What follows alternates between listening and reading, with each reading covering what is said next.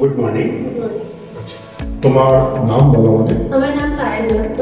আমি বাবুঘাটের এখানে থাকি। আমার এখানে আমি ডিগ্রি আসলাম, তারপর আমি গ্র্যাজুয়েশনের পর এখানে শিখতে গেছি। আচ্ছা, তোমার আমাদের সঙ্গে আলাপ কিভাবে হয়েছে? আমি পোস্ট গ্র্যাজুয়েশন কমপ্লিট করার পর আমি জবের জন্য সার্চ করছিলাম। তখন আমি ফেসবুকে অনলি জব গ্রুপে আপনাদের অর্গানাইজেশনের একটা অ্যাড দেখি পুজোর আগে। তারপর আমি সেখানে সিভি পাঠিয়েছিলাম। তারপর আপনারা আমার সাথে যোগাযোগ করেছিলেন, কিন্তু আমি বাইরে গেছিলাম বলে আপনাদের বলেছিলাম যে একটু যদি পরে আমার ইন্টারভিউটা হয়, তো আপনারা সেটাতে আমাকে অনেকটাই সাহায্য করেছেন। তারপর আমার পুজোর পরে আপনাদের কথা আমি ইন্টারভিউ দিতে গেছিলাম। তার আগে আমি এখানে এসেছিলাম, এসে সব কিছু আপনাদের অর্গানাইজেশনের বিষয়ে জানা, আমার যেগুলো কোয়ারিজ ছিল আপনাদের থেকে আমি ক্লিয়ার করেছি সেটা। তারপর আপনারা আমাকে একটা ইন্টারভিউর জন্য পাঠান একটা হায়ার সেকেন্ডারি স্কুলে। তার আগে আপনারা আমাকে যথেষ্ট গ্রহণ করেছেন, তার জন্য আমি খুব থ্যাঙ্কফুল। তারপর আমি ডেমো ক্লাসেও গেছি, তার আগেও আপনারা আমাকে যথেষ্ট গ্রহণ করেছেন, যথেষ্ট আমার সাথে কমিউনিকেশন করেছেন। আর আজকে আমার সাথে কনফার্ম হয়ে গেছে। আচ্ছা, এটা একবার বলো যে যখন তুমি আমাদের কাছে অ্যাপ্লাই করার পরে আমাদের কাছে এলে যে একটা আমার চাকরি দরকার এবং আমার জীবনের প্রথম চাকরি হবে ইন্টারভিউ। ফার্স্ট চাকরি।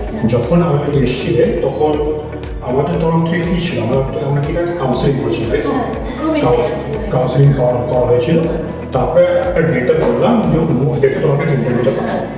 এবার ইন্টারভিউ দিতে পাঠানোর আগে ইন্টারভিউ কীভাবে দিতে হবে এবং কী কী কোশ্চেন আসতে পারে এবং চালচলন কী হবে এগুলো ট্রেনিং দেওয়া হয়েছিল। একদম ট্রেনিং দেওয়া হয়েছিল। এবার ইন্টারভিউ সকালে যাওয়ার আগতেও আপনারা আমার সাথে যোগাযোগ করেছিলেন কী করতে হবে, একদম লাস্ট মোমেন্ট অব্দি আমাকে যথেষ্ট আপনারা হেল্প করেছেন।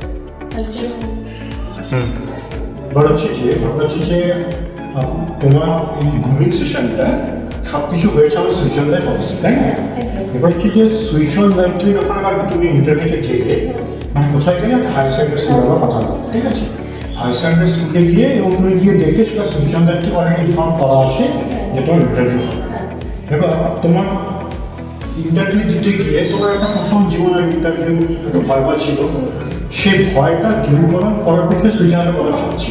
অনেকটাই আপনারা আমাকে অনেকটাই কনফিডেন্স দিয়েছে, তার জন্য হয়তো আমি ফার্স্ট ইন্টারভিউটা ক্র্যাক করতে পেরেছি। কারণ এটা আমার জীবনে যেহেতু প্রথম ইন্টারভিউ, তো ফার্স্ট ইন্টারভিউটা ক্র্যাক করতে পেরেছি, এটার গোটাটাই ক্রেডিট সুইচ লাইফে। আচ্ছা, এবার হচ্ছে যে তোমার জীবনের মতো ছিল একজন ভালো শিক্ষিকা হতো, তাই না? এবার হচ্ছে যে তোমার জীবনের প্রথম চাকরি এবং সেটা হচ্ছে একটা খুব বড় মাপের স্কুল।